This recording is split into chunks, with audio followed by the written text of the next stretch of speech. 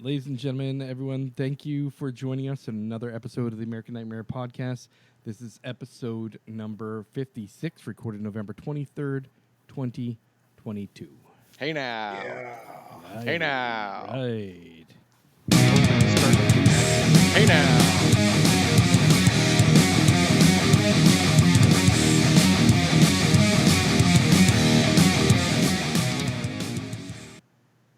Woohoo. Yeah. All right. If that doesn't get your blood pumping. Right. All right. Need to get it pumping because we're gonna be filled with some turkey tomorrow, and Yep. you know it's got all that. Thanksgiving that? tomorrow. What the hell's that chemical that makes you sleepy? Tryptophan. Ah, that's it. Yeah. Nice. Okay. Let's get started with some horror freaking news. Woohoo! Terrifier 2 cleared $10 million domestically. That's awesome. That is awesome. Box Office Mojo reports as of this morning, $10.5 million gross domestic income from that, from a $250,000 movie. Way to go, gents. Holy shnikes. Bravo. With no advertising, no, Yep. Just word fans, of mouth. word of mouth. And the funny thing is, when you look at Box Office Mojo and it shows, remember, they opened up over 1,500 theaters later on after like the third weekend. Just the numbers, the 40-50% increases of viewership every week over. I'm like, holy crap, man, the word of mouth was killer on that thing. Yeah. You know, now more people are going to try to copy that and just release a movie like at a couple places, and you know, it may work, but don't try to take a big budget film and release it like in just a few theaters to hopefully get people to like be like, oh, we got to go see it. Yeah. Yeah, that would be a bad idea. Yeah. You know they will try it though. Right. Trent Reznor and Atticus Ross are in Variety magazine. They were discussing the scoring of the movie Bones and All. The soundtrack is now available on Spotify and Apple Music, so go listen to it. That movie's not out yet, right? Yeah, it came out on the 18th. Oh, did it? The trailer looked pretty good. I'm going to see it tonight, so Oh, sweet. it Report does look back. pretty good. Yeah, I will. I'll let you know whether or not it's worth watching. At least from all the trailers, it looks freaking amazing. Yeah, I thought it looked really good. It's theater release only right now, though, right? It's not dual that's release. correct. That's correct. SCREAMBOX. We discussed this before. SCREAMBOX is where you can see Terrifier 2. SCREAMBOX is having a Black Friday sale. You can buy 3 months for 99 cents. After that, it's $4.99 a month. What if you're already a member? Did they prorate your account for that, or? I didn't see anything on their page. Nah. And when I clicked on the sign up, it's asking me to create a new account, and then I it only browsed. charged me. Yeah. Like on Amazon, you can go in and browse before you buy, and Yeah. they had rubbish, man. It wasn't. Yeah, they're kind of like what Shudder was when it first started. It's a lot of old movies, a lot Yeah. of 70s and 80s horror movies So on I there. didn't bother. But the cool thing, I think, is like they have, like, if you look, they got the full Sleepaway Camp collection. They have the full Slumber Party Massacre collection. They have the Basket Case collection. You know, they have pretty much Yeah. all the old film collections, which is kind of nice. So they- is that sort of owned by Bloody Disgusting too, or no? They're in partnership with the company that owns it. Because I noticed Bloody Disgusting hasn't really been posting anything about Shudder movies when they used to post a lot. Yeah. about Shudder Yeah, because they are part owner of that, as my understanding. Yeah. They are a partnership. That's a shame. Yeah. I was getting to this argument the other day with my sister. I was saying, man, all these streaming services, one after another. It's like eventually you're just going to pay $600 a month for fucking movies now. Back to where you were with cable, right? Yeah, exactly. I might as well just sign up for fucking cable. Yeah. We It's like thought it was cable- good. Cable thought, oh, you guys are going to cut your cords? Well, we'll make sure you don't do that for too long. They're going to Yeah. work you right back in a circle back to where you were. Yeah. Jesus. Joe Bob Briggs announces a Christmas Ghoultide get-together double feature. Nice. Joe Bob's Ghoultide get-together will air December 16th. Another day with Joe Bob Briggs is a good day. This year, we're going to be treated to a Halloween special Now the Briggs has announced his return with Joe Bob's Ghoultide get-together. This Christmas event will once again focus on raising money for charity by auctioning off awesome last drive-in treasures. Oh, that's cool. So, yeah, streaming live December 16th. Might just check into that. Hopefully Yeah. they show some good stuff. Maybe Santa's sleigh would be on the. Yeah, I don't know what the movies are. I don't think they announced them yet. I didn't see them listed, at least. According to Variety magazine, Jason Blum and James Wan are in talks to merge their horror production companies. Yeah, I saw that. That's kind of cool. Yeah. So Blumhouse Productions, which belongs to Jason Blum, and Atomic Monster Productions, which belongs to James Wan, are looking to merger. Last year, Jason Blum, I think, took in over $11.6 billion in the movie's release, and James Wan, $6.3 billion. Or million. Is it million or billion? Fuck. It's got to be billion, no? It's No. billion, yeah. So horror says it's going to turn into a mega house of chills and thrills. We don't have any details further than that. Variety has a nice article, though. You should check it out. I think what they need to do is, if they do that, because they're raking in a ton of cash, is they need to consider doing a horror-themed amusement park where you can do like the Halloween haunt type stuff all year long. That would Like be all the interesting. rides would be like horror-themed, you know, like the roller Well- coasters. And, like I think that would be a good idea. Yeah, actually. Yeah, know, it there's might. a- It might. I think there's enough people that are into that stuff that it Yeah, might. Be I something think to there's do. isn't there a place in Atlanta that has a haunt that's open all year round? Yeah. Like Netherworld or something like that? I Oh think yeah, that- is it like a haunted some- amusement park, like yeah. a amusement? No, it's just a walkthrough, but it's like gigumongous. And Oh. I think it's like just open all year. Gotcha. I think. I was thinking like the whole park's got like, Oh, like yeah, that yeah, kind no. of theme to it. Cool. Yeah, No, I so got you. Blumhouse has the Paranormal Activity, Purge, blah blah blah. So yeah, it says here that the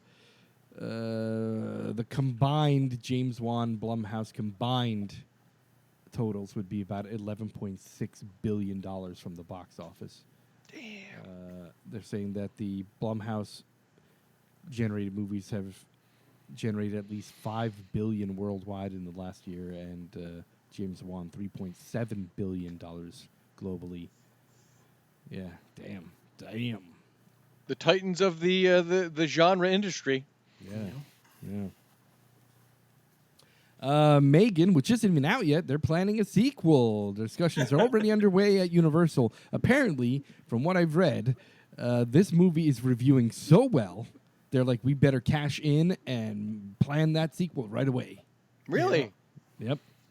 James I mean, Wan it looks origi- good. Yeah, James Wan says he originally pitched Megan to Warner Brothers, and Warner Brothers turned it down because he felt it would be too similar to the Annabelle franchise that James Wan already owns. Now that it ended up at Universal and Blumhouse is working with it, it is paving the way for a lot more Blum/Wan collaborations. Cool. Yeah, I mean, yeah, it's a doll, but it's a you know, it's more of a robot than it is a possessed doll like Annabelle Right. is. Right? Yeah, do you see the screenshot of what's underneath, No, I didn't. Megan? It's like it looks like a robot. Yeah, it's an android, right? That's Yeah, what I they thought. have Yeah. Yeah. They had a screenshot of it without. A new Without Escape her- from New York sequel is going to be coming out from 20th Century Studios, directed by Radio Silence.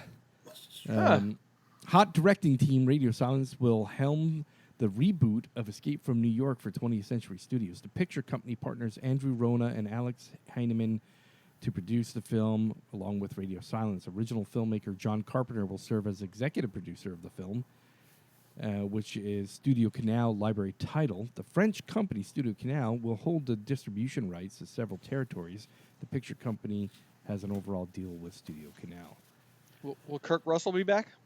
That's No. what they're saying. Kurt Russell Really? will be reprising his role. Really? Oh, Yes. dye his hair and Maybe he'll be like Old Snake, kind of like Old Man Logan. Yeah. Maybe he won't be the primary character. Maybe it'll be somebody else. But like Old Snake will be there from the like past. a mentor or something. Because they're saying it's a direct sequel, so we'll see. Well, Nicholas Hoult is excited for people to see Nicolas Cage as Dracula. According to The Hollywood Reporter, based on the treatment written by The Walking Dead creator Robert Kirkman, Renfield is directed by Chris McKay, who directed The Tomorrow War, from a screenplay by Ryan Ridley. He's a writer from Rick and Morty. In Bram Stoker's novel Dracula, R.M. Renfield was an inmate at a lunatic asylum, if you don't recall, who they thought he was suffering from delusions, but was actually a servant of Dracula. The plot details of the movie weren't announced, but it's believed to take place during the present day and is not a period piece in this film. Renfield has been serving the bloodsucker for centuries, and now he's grown sick and tired of his centuries as Dracula's lackey. The henchman finds a new lease on life and maybe even redemption when he falls for a feisty, angry traffic cop, Rebecca Quincy. Speaking with The Hollywood Reporter, Holt said, "Yeah, the second Nick Cage experience was incredible. I got to work with him when I was 14, and I played a son in a movie called The Weatherman, and I felt fortunate to be on the set with him because I'm such a fan of his, but to get to work with him whilst playing Dracula, I don't think there were two more iconic things than Dracula and Nick Cage. So putting those two together and being in scenes with him, just watch it all as inspiration and all the things that he brings to the character. It was fun, and he was very dedicated, and you could see his love for acting." I don't recall The Weatherman. Yeah, neither do I. I do interesting. know Holt. He's been in a lot of films. I like him as Beast from the X-Men, young X-Men films. Yeah. All right.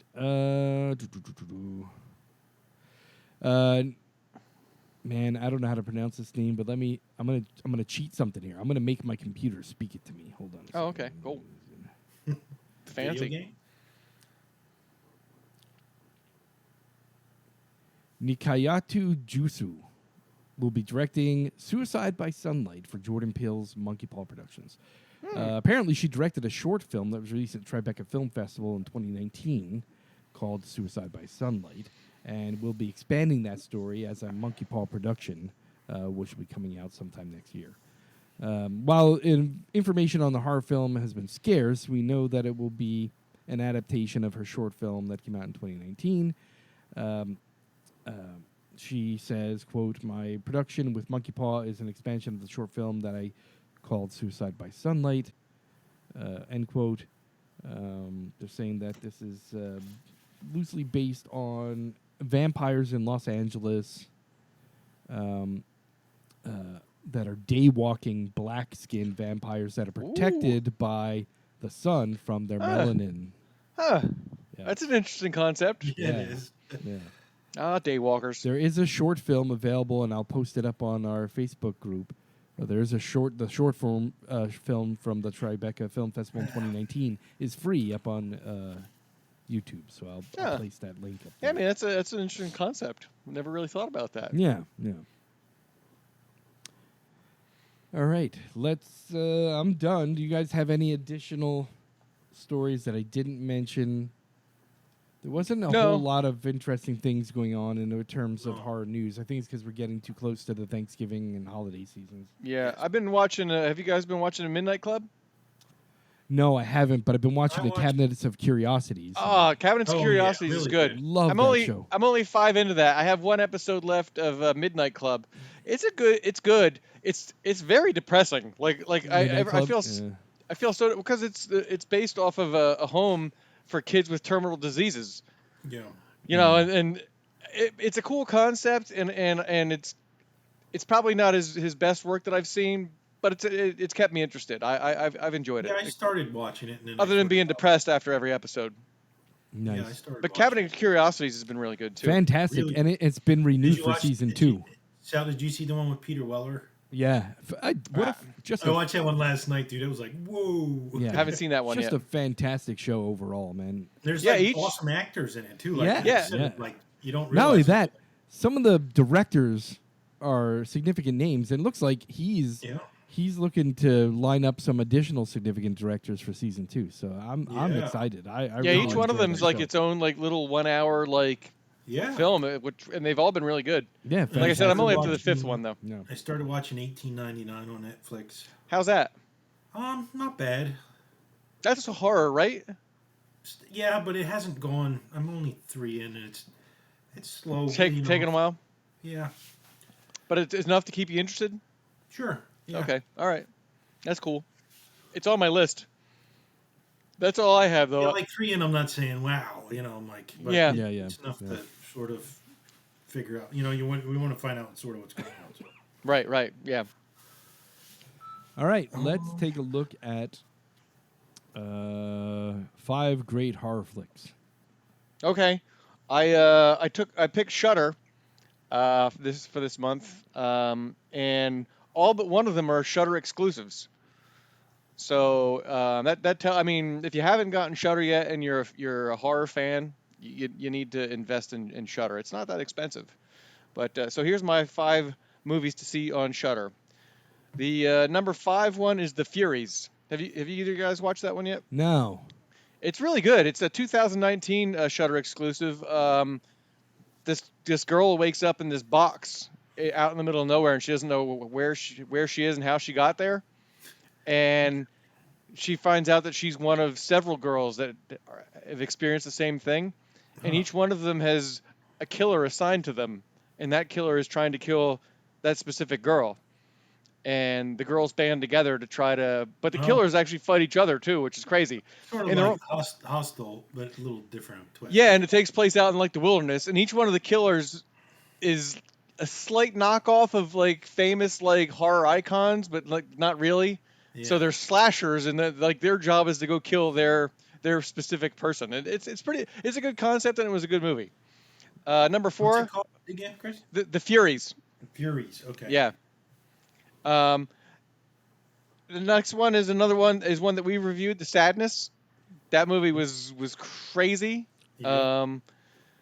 So much gore and blood and yeah, just a good Shudder exclusive. My number 3 is Deadstream. Craig, you said you watched it. I did. Sal, have you watched that one yet? I have not yet, but It you was guys fun. Keep talking about it. I've added it to my list. I haven't gotten to it yet. It has some good jump scares in it. It was creepy. It was different. Plus, it was modern. It was like with influencers and stuff like that. I thought it was a clever film. Yeah, it had some, like you said, it's a comedy, but it had some. There was some creepy stuff to it. There was a nice twist to it too that practical I effects were horrible, but I think that was yeah. intentional, maybe? Yeah. Yeah. I don't know what the budget was on it. I mean, there's 3 people in the entire movie. Yeah. Number 2 is the only one on my list. It's not a Shudder exclusive, and it's because we're nearing the holidays. Anna the Apocalypse. It's one that I've added to my must-watch Christmas time horror flicks. Nice. Anna the Apocalypse is a musical zombie Yeah, Christmas I saw that movie. popped up. They just Yeah. yeah. Yeah. And my number 1 is Glorious, another one that we've reviewed, Shudder exclusive. Great flick. Mm-hmm. So again, those are the 5 to see on Shudder, and if you're listening to this show and haven't gotten Shudder yet, you need to do it. Yeah, definitely. Yeah, I was a holdout, and I'm glad I. Well, it's gotten much better. The yeah. interface is much better. The content is getting to be like top notch, and the original content has really stepped up its game too. Oh yeah. That's the most impressive thing is the amount of original content that they're either snatching up or producing themselves, which is pretty awesome. Although Yeah. I think Tubi's like surpassing everybody. Yeah. It's just with everything. Yeah. Well, the thing with Tubi is like it's free. It just you gotta that's deal what with I said. commercials. It's like, You just gotta watch some ads. and it's not terrible. It's not. No, it's like obnoxious. one at the first part, one in the middle, and then one at the end. So it's not Yeah. like it's terrible. And they give you like the little timer, so you know how much time you got to skip Yeah. to skip the And commercials. like I said, their content is like insane. It's like Yeah. I think that perhaps might wind up being ultimately the future of streaming. Services like Tubi and Pluto. Pluto TV Yeah. is the same thing. Tons of free stuff. Just got to watch commercials. Yep. Yep. All right. Yeah, awesome. if I was on a budget, I mean, just go to Tubi. Yeah, absolutely. All right, let's do our top 5 horror remakes. I can't believe we hadn't done this one yet. Here's the thing. We have. Oh, is that on the... I just looked it up today after I did the list already. I'm like, I went through the list. Did we not? Yeah, I knew we did, but I think my list is different. I swear I went through the list. If you go, let me go up to my Google Drive real quick, and if I swear I went through the list and checked. You'll see that it was in 2020. Damn, I swear I went through that list and looked. May 28th, 2020, when we reviewed Color Out of Space, we did horror movie remakes. But that's okay, because there are so many horror movie remakes. Perhaps we will pick something new.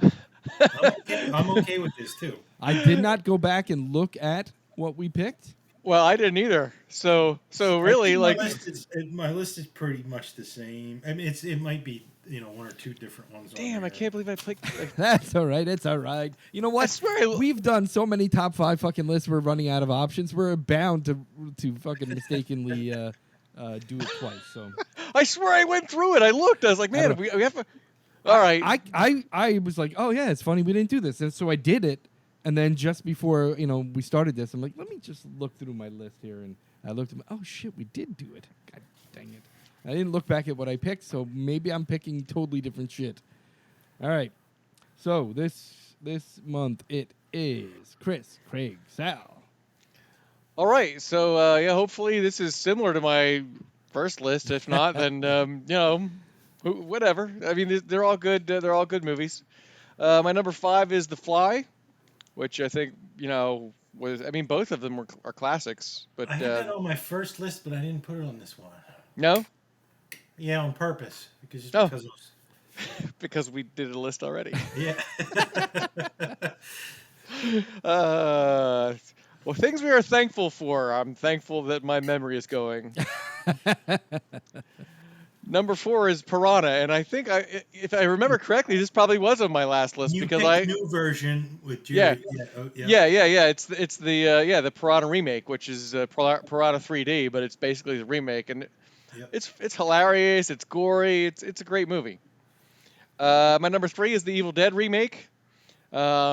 I'm sure if you go back to the last episode, I probably talked about this movie somewhat in that one, so I won't talk much about it. I thought it was a great remake. As a fan of right? As a fan of the original, and I don't like to be one of those people that's like, screw that, I like the original. I thought it was a really good job. It was actually much scarier, I think, than the original one. Try to remake it. No, right? Just because the stop animation stuff, you just couldn't do it. Yeah. Number 2 is The Thing, which for the longest time I had no idea was a remake. But it's... that's the funny thing is because the last time we did this, I remember telling you that was a remake and telling you about the first one. And I was like, really? It is? Because I had The Thing as my list. Black. Well, so it's on my list now as one of my favorite remakes because now I know it's a remake. Nice.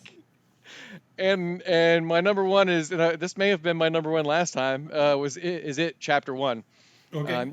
You could throw Chapter 2 in there too, but sure. Dude, that was your number 1 last time too. Yeah. Was it really? Yeah. Well, there you go. Look at that. Like I haven't. Because Chapter 2. I mean, technically, like Chapter 1 and Chapter 2 are the remake. Both. Right. Of the one that was on TV, right? Right, but of the two, I liked them both. I think one is superior, and I personally I think that could have been up for an Oscar. For Best Picture. Oh yeah, absolutely. Should have been. Right. I mean, those kids did a tremendous job, and it was a good movie besides being a horror flick. So, second go around, there's my list. I have 3 honorable mentions. I'll just go through them real quick. Child's Play, the remake. I think that was on my list last time, possibly. Nope. The Halloween remake with Rob Zombie that Rob Zombie did. Yeah. And Evil Dead 2, remake, sequel. There's arguments either way. That's why I didn't put it on my top 5, because you could argue that it's a sequel. You could argue that it's a remake because it starts out very similar than the original. Nice. That's it. Again, for the second time. Cool. Okay. My number 5, I went with a little movie called The Town That Dreaded Sundown. It's a good one. Um, Was that on your list last time? Yep, Because I think it may and have been. it was number 5 last time too. yeah. I'm looking at it right now. I found the list. It's funny. Number 4, I went with The Thing. I think we're all gonna hit some. Yeah, that wasn't even on your list last time. Nope. 3, I know I went with Evil Dead Yep. as well for number 3. Number 2, I don't know if I picked it, but I picked it for my number 2. Nice. That wasn't on the list last time. Nope. And I think this was maybe my number 1, but I gotta keep it number 1 because I love it. Rob Zombie's remake of Halloween. Yes. Yes. So that was your number 2 last time. Oh, was it? Yep. Okay. not bad though. You're pretty close Nice. Nice. for the second go around. Any honorable mentions? Yeah. I have The Ring Oh yeah, nice. and Psycho. Very good. Anthony. Oh yeah. I forgot that was the remake too. I think we had that conversation last time. Anthony Perkins. Yeah, we'll go Anthony Perkins All right. as Norman a bunch of times because then he did 2 as well, right? Yeah, Psycho. Psycho 2. I think Yeah. there was a third too, right? Yeah.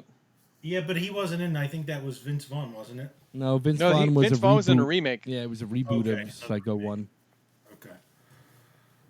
Almost shot for shot, in fact. Yeah. Yeah. Which is risky. Yeah. All right. My top 5 horror movie remakes, based on what I recalled I liked. It is not the same. It is the same movies, just in a different order somehow. But anyway, my number 5, The Thing, 1982. Fantastic movie. Fantastic movie. Love it. Indeed. Yeah. My number 4, It, the first one, 2017.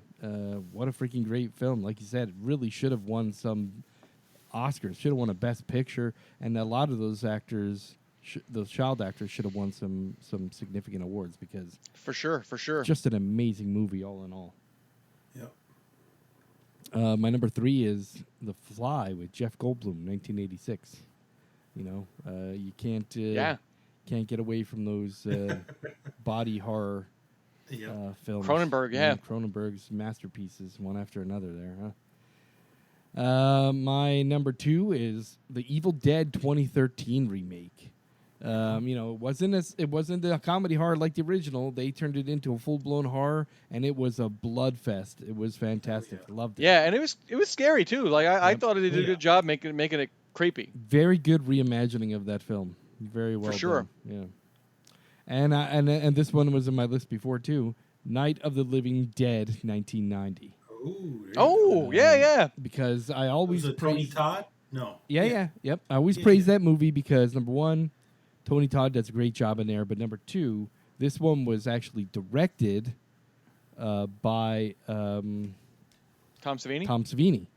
And the best thing that he did about it, and he always talks about this, he fixed the female actress. He fixed that Right. role because she was a whiny little bitch in the first Oh, movie. God. And this one, she is the heroine. She is the leader, the survivor, the person that, you know, kind of doesn't whine and bitch, but she adapts and becomes a fighter. And I love that reimagining of that character.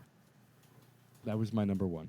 I've got three honorable mentions. I've got The Blob, just fucking great. I Yeah. watched, right yeah. before Halloween, I watched the original Blob. Okay. And it was a good movie, for its time, but the Yeah. remake was so much over the top. I have to gore. go back and watch. Yeah, that seeing the one. people melt as the blob is like going Oh, over them yeah. and stuff. Oh, yeah, Kevin that- Dillon in that one. What? Kevin Dillon, Yep, was he in that he's one? in the remake. Yep. Yeah. Okay. My number 2 is honorable mention is Suspiria, Yep. which was on Amazon. Just freaking great, and the soundtrack by Yeah. Tom York is amazing too. Yep. And my number 3 honorable mention is Willard.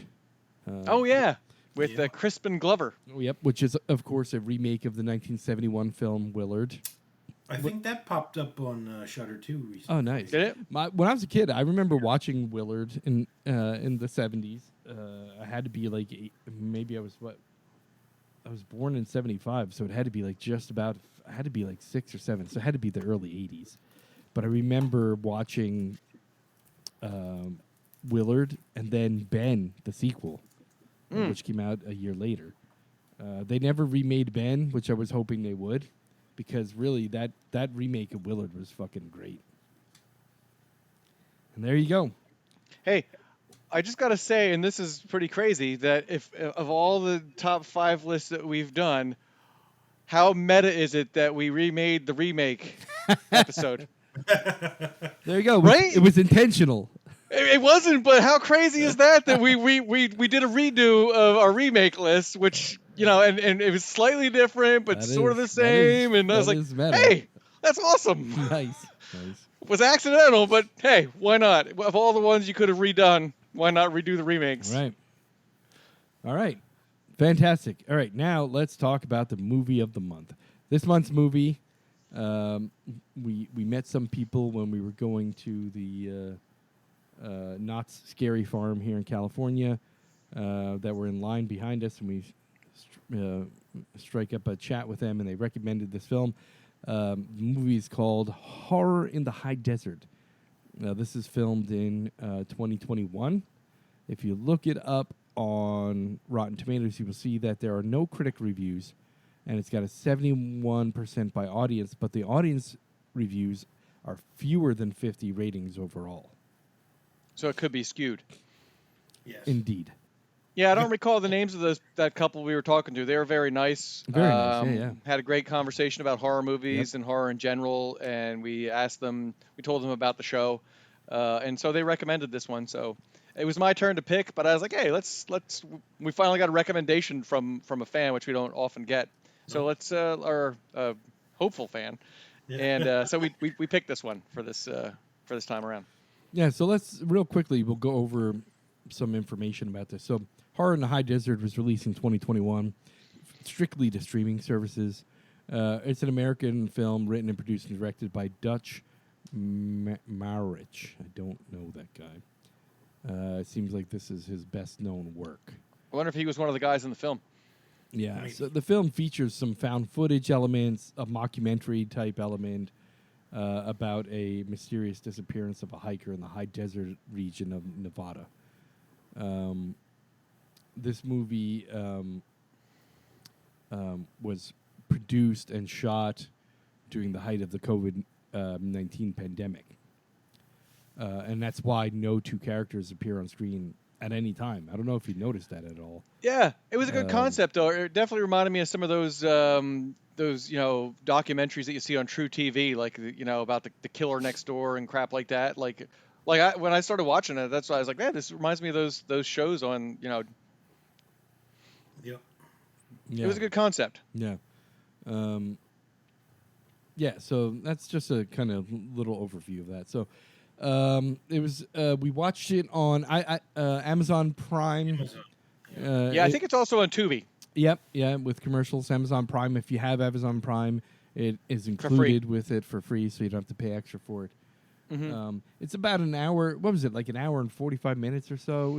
It was. Yeah, it was a bit long. Yeah, that was. It got to be a bit long. You could have cut the choo-choo train stuff out of there, I think. Well, I'm gonna because of the. Go ahead. Well, I want to just pause here for a moment and say that we're gonna start probably giving away some shit because I'm gonna start going off a little bit. Choo-choo trains aren't giving anything away. No, no, that's not. But if you're interested in see it, go check it out. Or wait, or if you don't want to see it, or you're not sure, you want to listen, you can listen now. But we will be discussing some spoilery stuff. I would say go see it. Spoil, but No, I would say go check it out. Would you say it got on Rotten Tomatoes from fans? 71%. It's yeah. Here's my biggest complaint. Number one, I've never been quite the fan of found footage horror, right? Yeah. Right. Same here. And often because in order to make found footage, you have to have shaky camera shots, which on a big fucking screen makes you want to puke your guts out. I mean, I think of it this way: when Blair Witch Project came out, I went into the theaters to see that with a friend, and I had to leave. Yeah, I didn't was like it so either. Motion sick and nauseous from the shaky camera of that film. Yeah. The nice thing about this one is they blend together the found footage with like a mockumentary, right? Yeah. I liked the mockumentary part. It actually kept me interested for the first portion of it. Yeah, well, in the beginning, it seemed like they had enough like little tags, little hooks to make you want to like follow along, but that started to kind of tail off near the end. It did. And I kept going. Well, you need to throw a little bit of bait in there. You need to make me, when a guy comes on the screen and says, "Well, we found out that he found this little cabin and blah," you gotta kind of get me hooked to keep watching. Yeah. I mean, when I look at like unsolved mysteries or something, they always got a hook in there. Even though there's no commercials in a movie, you got to have a little bit of a hook to pull me into the next scene, right? Yeah. And they like you said, they started out really good with that, and I was interested. I was like, oh, this is going to be good. Yeah. And then about halfway through, I was like, oh, okay, you got to move this. Getting sluggish a little right. bit. The pacing started to really slow down. And towards the last like half hour, it really like I was like, oh, geez, like I was digging it, and I liked where it was going. And then I don't know what happened. Like they didn't know how to finish it, or and then the same thing with those last 10 minutes of the film with the night vision camera. Most of the time, was he doing? He's just aiming at like a bush. Yeah, and he wasn't saying anything. Like you just like I'm like okay, we're like, but when they threw that that silhouette in there, like I was like, oh shit, what was that? Well, right. But then they went back to showing the bush again for like 5 minutes. Like, there was a silhouette like coming down off the side of the building or whatever. Yeah. And he ducks down behind the bush and he puts his hand over the fucking camera. And I'm like, what is he doing? Why would he do that? Yeah. What, is he think putting a hand over the camera is going to stop the creature or whatever it is from seeing him? The other weird thing about that too was even though he wasn't saying anything, you didn't hear him breathing either. I was like it was just like the camera was like just doing like this. And that's the thing. That's the thing. He was aiming at a bush. For me, if I would have seen that in the woods, my camera motion would have been more frantic. It would have been frantic. Yeah. I would have been running in the other direction or running in some other direction, not looking at this fucking bush where the guy was at. And then he pulls out a fucking gun and is firing it at nothing because he can't see anything. He hears some noises, which are very... Like, I had my headphones on when I was watching it, and it was very faint. You could barely hear anything. So it sounded like a radio or something. Like I couldn't figure out what the hell it was supposed to be. And then when you find out who or what the thing is, I'm like, how is he making those noises? Did he have a radio or like where were those noises coming from? Yeah. So all in all, like the film confused me near the end. Like I felt like they had a great concept. Mm-hmm. And it started out well, but it was near the end it got executed so poorly. There's something that fell apart there. Maybe it was because of the pandemic. Maybe they had a bigger, broader vision that didn't come together.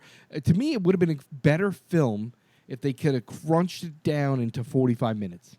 I think you could have cut off a bunch of some of those interviews that seemed to almost repeat information a couple times. So his sister just sitting there like.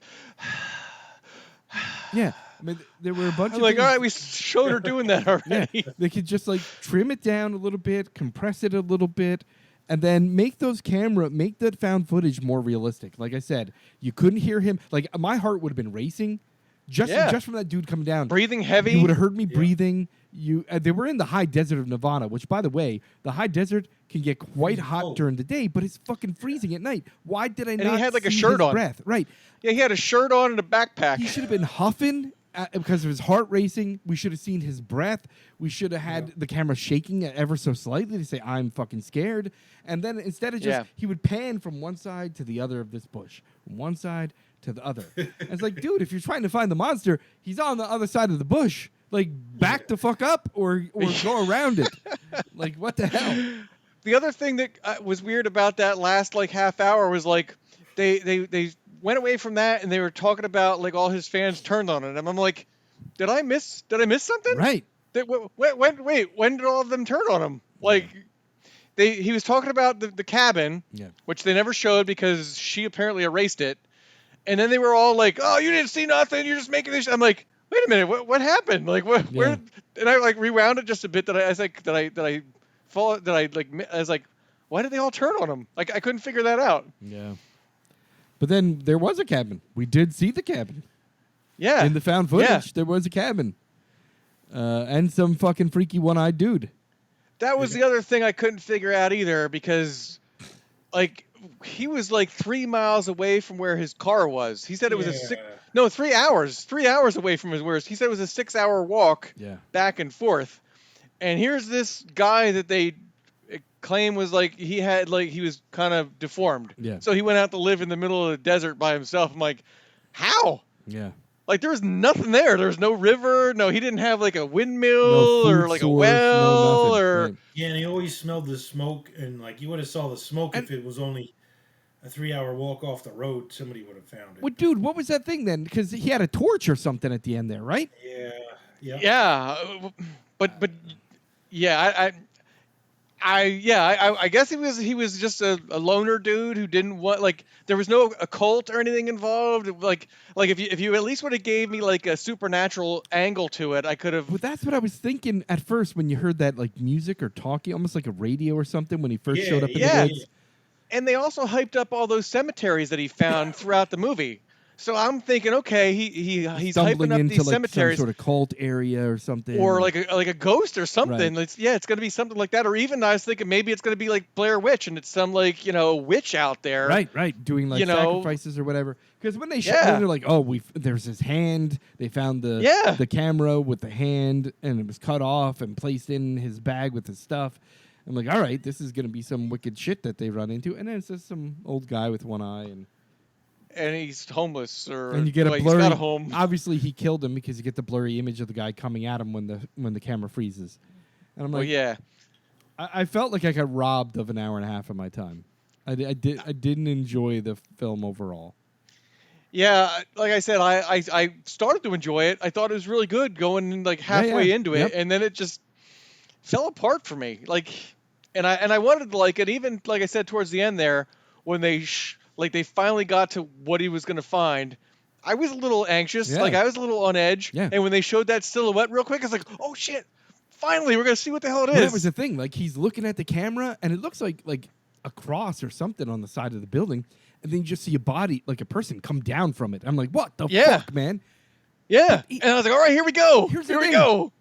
He didn't even act in a normal human way after that. He just ducks behind the bush and puts his hand over the camera. Like, what the fuck is that doing? I would have been shitting my pants.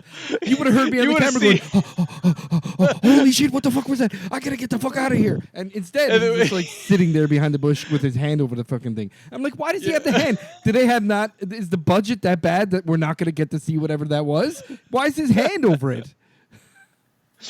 And you would have seen me like the camera. You would have heard thump, and the camera would have been on the ground, and you would have heard my feet going. Yeah, exactly. Running in the other direction. Yeah.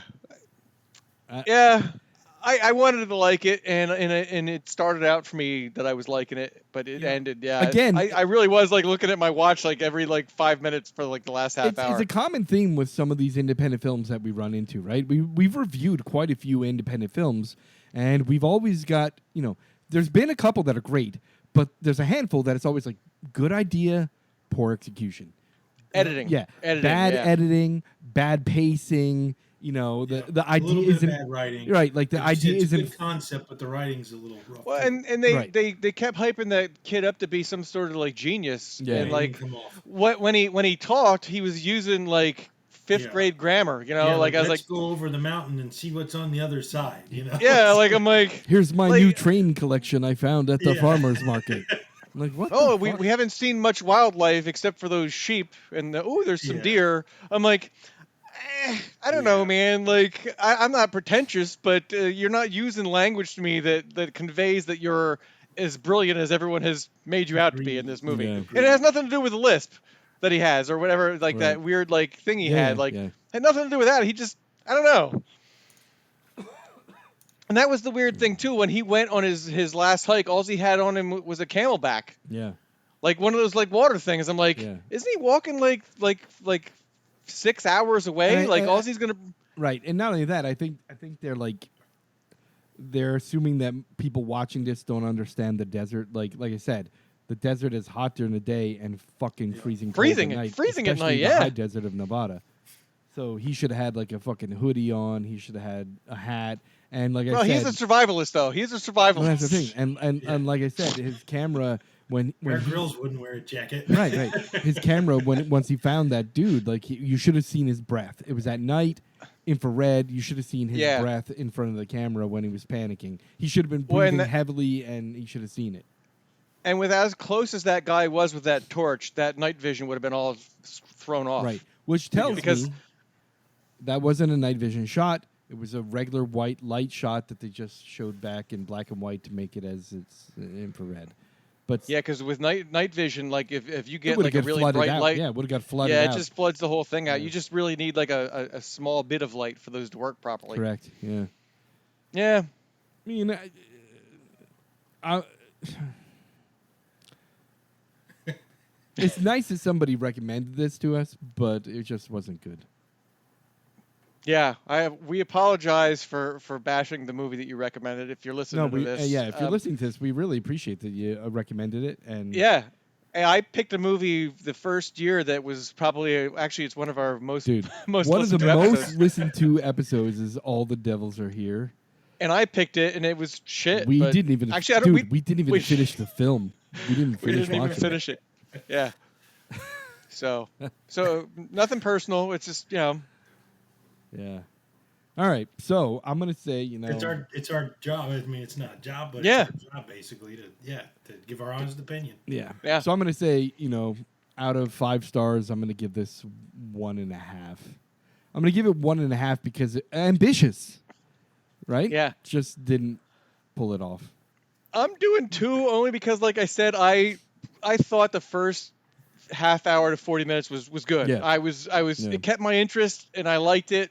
And after that, so I'm gonna say 2 because I'm gonna go 1.5. All right. Yeah. So what we're gonna do, like a 1.5.